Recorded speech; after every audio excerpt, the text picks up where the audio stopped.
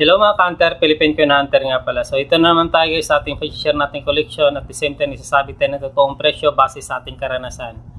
So balik tayo dito sa ating tatalakayin na collection guys. Ito yung 5 peso na nude design series.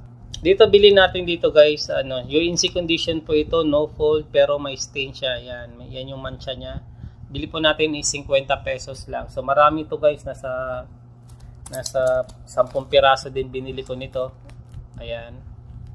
So hindi siya ganun ka ganda ang kondisyon niya kasi nga may stain, may mancha.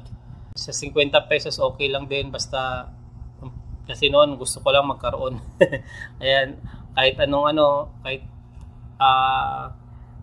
kahit anong condition, minsan nagkakamali din tayo sa pagbili. Sa 50 guys, mahal to kasi yung mga kasamahan niya maraming stain.